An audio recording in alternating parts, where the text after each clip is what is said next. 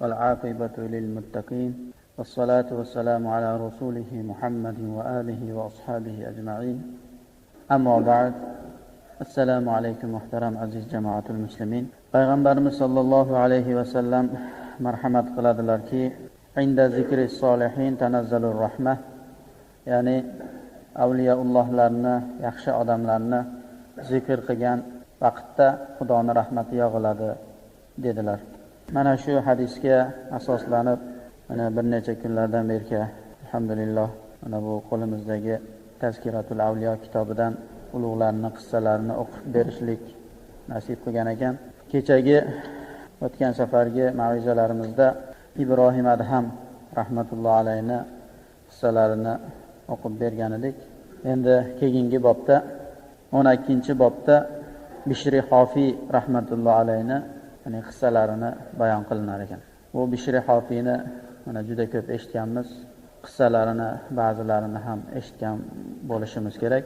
Bu joyda bu Fariduddin Attor Quddisasiruhu bu kishining ham qissalarini bayon qilyaptilarki, bu kishini ta'rif qilib, naqadar ulug' zot ekanliklarini, ta'riflarini, unvonlarini aytganlardan keyin aytadilarki, bu kishini tavba qilishliklarini sababi avval bu kishi nihoyatda o'sha mast holatda yuradigan, sharob ichadigan odam bo'lgan ekanlar. Ko'chalarda shunaqa mast holatda yurar ekanlar. Tavba qilishlarini sababi shu bo'lgan ekanki, bir kuni o'sha yoru birodarlar bilan ichib mast bo'lib yo'lda kelyapsalar, yo'lda bir qog'oz yerda yotgan ekan. Hali qog'ozni olib qarasalar, unda Bismillahirrohmanirrohim yozilgan ekan. Shunda hurmat qilib, qoqib, tozalab, bozordan bir atir sotib olib, atirni o'sha qog'ozga Bismillahirrohmanirrohim yozilgan qog'ozga atir sepib, xushbo'y qilib, tozalab, chiroyli qilib olib qo'ygan ekanlar. O'sha Bishri Hofi yashab turgan, ya'ni Bag'dod shahrida bir ulug' zot bor ekanlar. O'sha kishi tush ko'rdilar. Tushlarida ovoz eshitdilarki, Xudo tomonidan ovoz eshitdilarki, "Voy falonchi, borib Bishrga borib ayting ki, mana bu bizni gapimizni u Bishrga yetkazing, bizni salomimizni" deb ovoz eshitgan ekanlar. U gap shundan iborat ekanki, "Tayyabta ismana fa tayyabnaka, bajjalta ismana fa bajjalnaka, tahharta ismana fa tahharnaka, fa bi'izzati la utayyibanna ismaka fid dunya wal akhirah." Mana shu gapni Bishrga olib borib yetkazing degan ovoz eshitgan ekanlar. Ya'ni ma'nosi shundan iboratki, bizni nomimizni tozaladingiz, biz ham sizni tozalaymiz.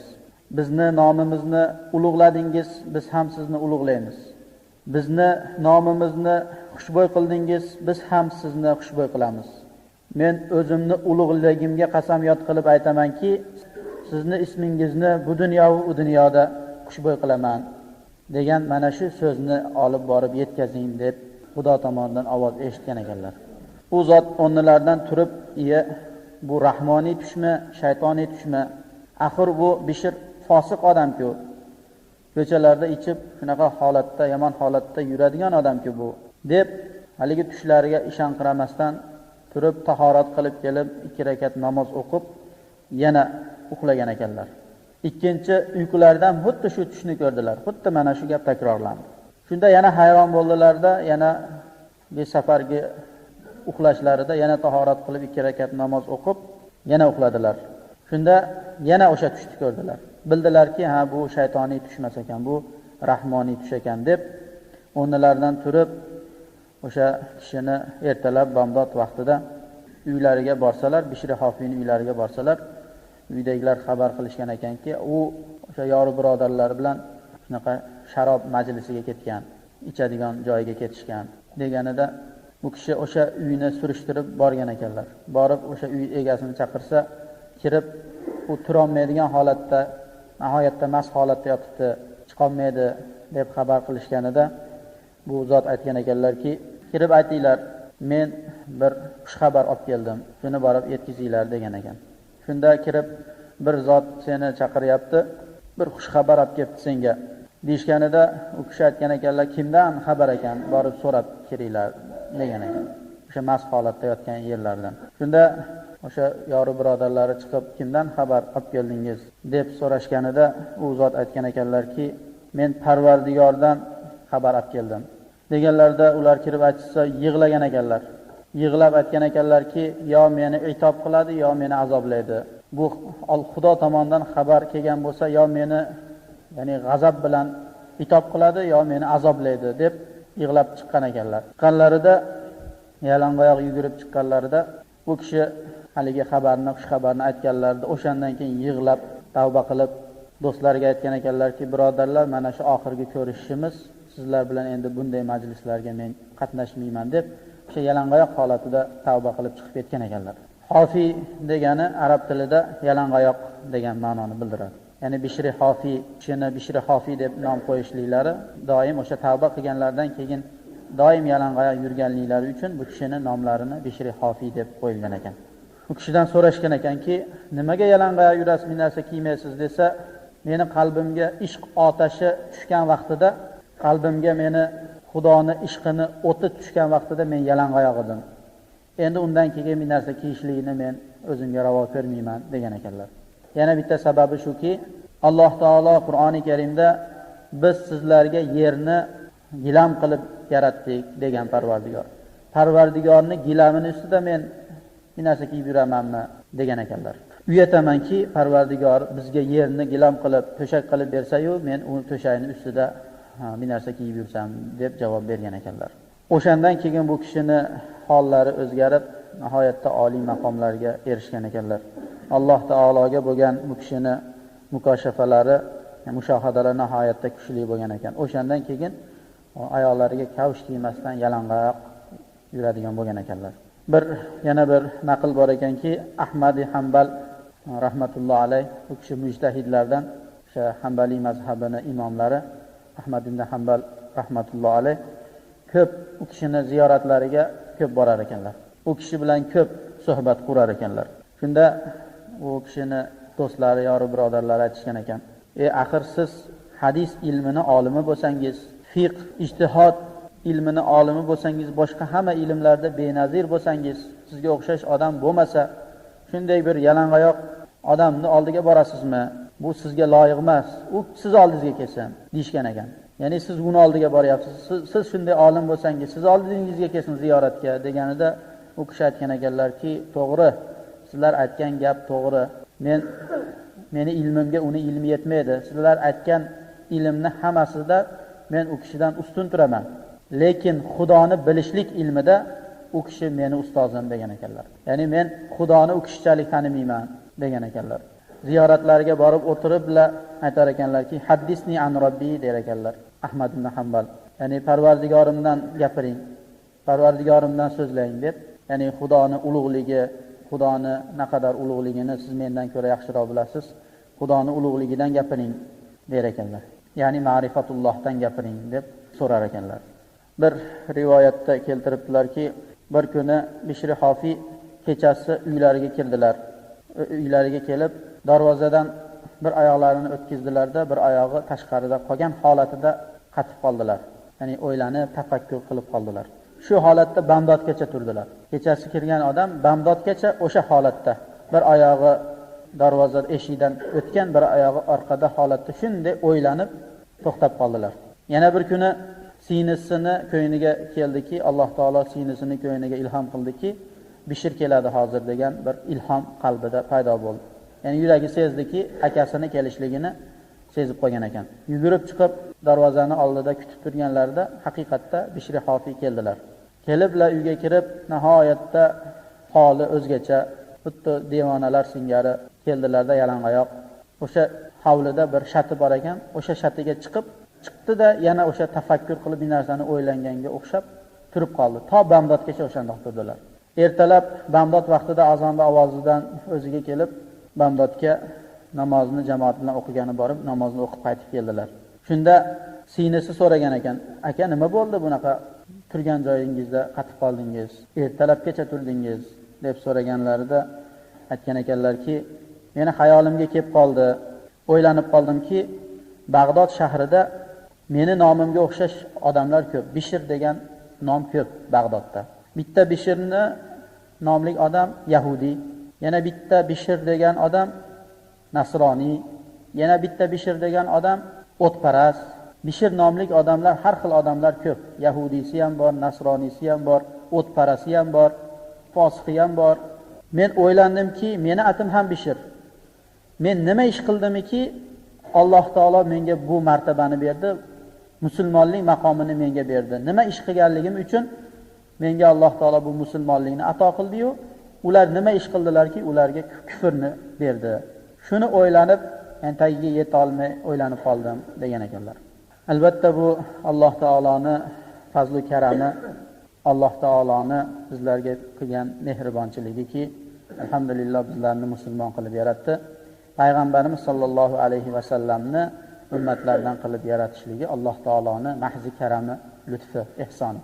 Mana Mashrab alayhi rahmat aytadilarki, bu ne'mat bizga yetmasmi, Muhammad ummati qildi. Bizga bu Xudoning ne'mati bizga kifoya qilmaydimiki, Muhammad alayhisalomni ummati qilib qo'ydi. Mana shu bizga kifoya qilmaydimi dedilar. Agar mana shuni o'ylaydigan bo'lsak, mana shu hozirgi Bishr Hofiy rahmatullohi alayhi fikrlarini biz ham qiladigan bo'lsak, haqiqiy tafakkur qiladigan bo'lsak, biz ham xuddi shuni singari tagiga yetmay hayron qolamiz. Xudoning ulug'ligiga, ya'ni tahsinlar o'qishligimiz kerak bo'lib qoladi.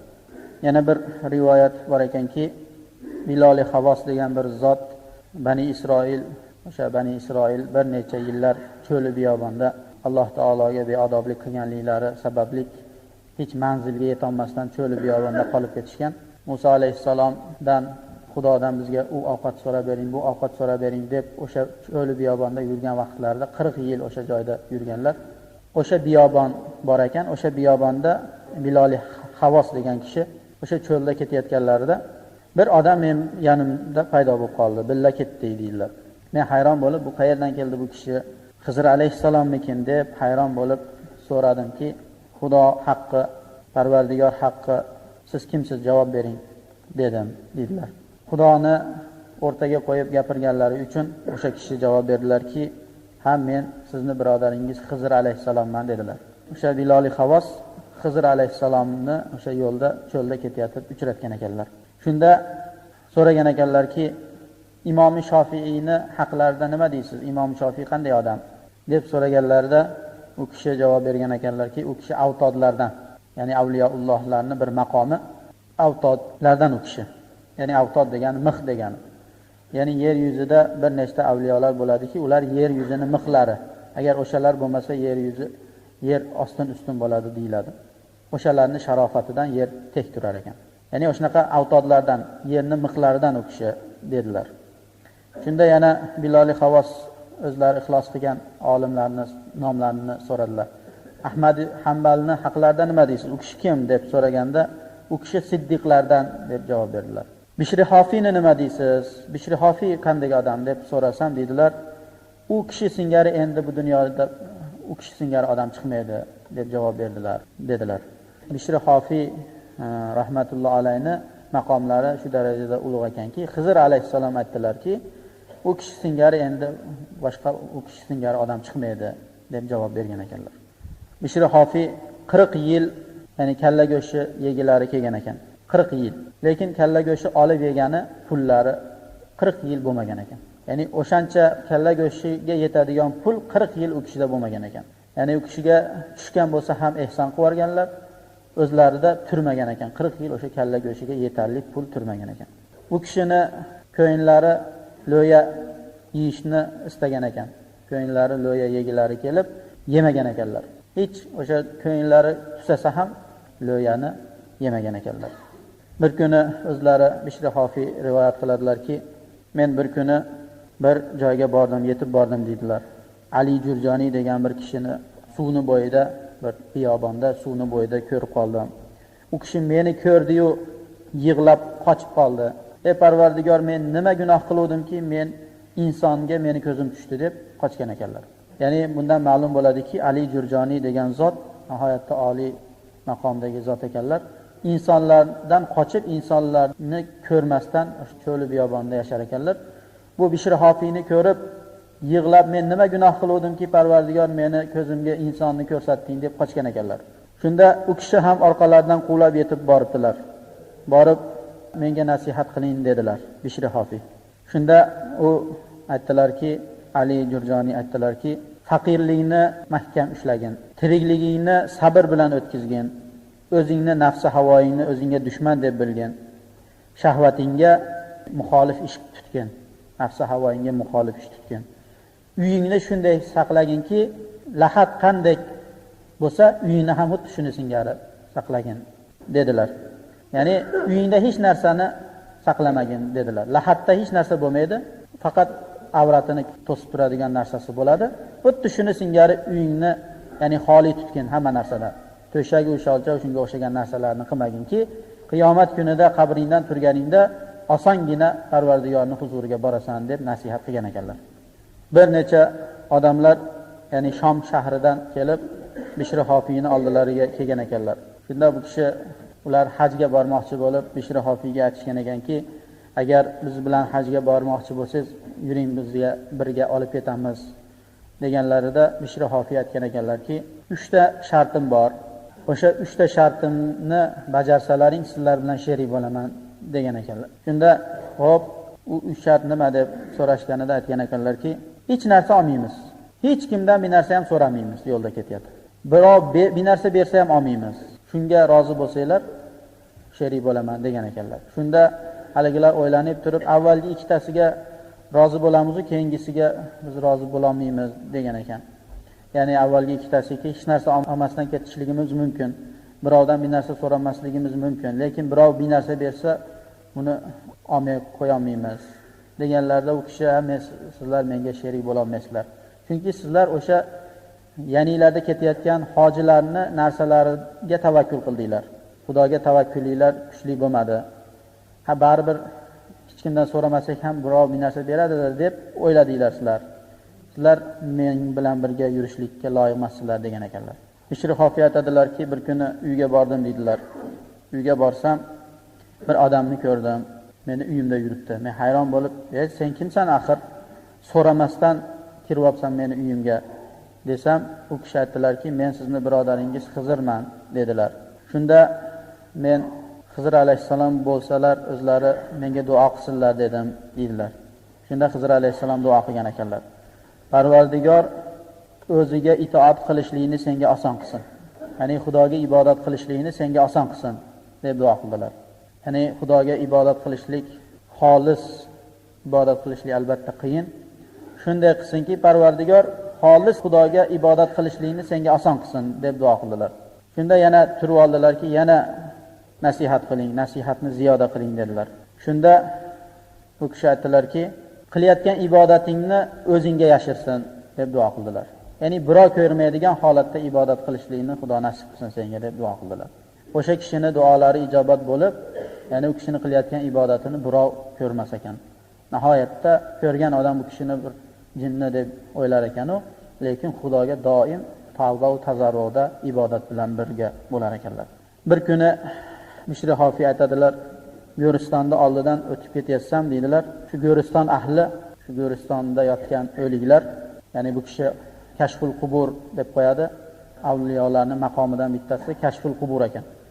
Kashful Qulub, Kashful Qubur degan maqomlari bo'lar ekan. Ya'ni shunday ulug' zotlar bo'lar ekanki, qabrlarda bo'layotgan hodisalar ularga ko'rinib qolar ekan. Kashful Qulub deb insonning ko'ynidan o'tgan gap u kishiga ayon bo'lib qolar ekan. Bu kishiga o'sha qabristondagi holat ayon bo'lib, qabristondan o'tib ketsalar, o'sha ahli qabrlar bir narsani talashyapti ekan. Xuddi bir insonlar bir narsani bo'lishsa, qanday jamoat bo'lib qolishsa, to'planishib qolsa, xuddi shuni singari to'planishib, ya'ni bir narsani taqsim qilgandek turishibdi ekan. Shunda bu kishi qiziqib, indamay o'tib keta olmasdan, "Ey Parvardigor, nima ish bo'layotganini menga bildirgin" deb, ya'ni Xudoga nola qildilar. Nima holat bo'layotganini bilsam deb qiziqdilar. Shunda xotifdan ovoz eshitildiki, "Borib so'ragin" degan ovoz eshitilganda bu kishi qabristonga kirib, hali ahli qabrlardan so'ragan ekanlar bittasidan. "Ha, nima qilyapsizlar bu yerda?" desa, yaqinda bir hafta burun bir din arboblaridan, ya'ni bir olimlardan bir kishi, Xudoning do'stlaridan bir kishi mana shu qabristondan o'tib ketayotib, to'xtab 3 marta Qul huvallohu ahadni o'qib, mana shu qabriston ahliga bag'ishladim deb ketuvdi. O'sha kishini bag'ishlagan savobini mana bir haftadan beri bo'lishyapmiz, hali ham tugagani yo'q degan ekanlar. Bu kishiga ayon bo'ldiki, o'sha qabristondagi o'sha ahli qabrlarni savobni ulashishliklari bu kishiga ko'ringan ekan.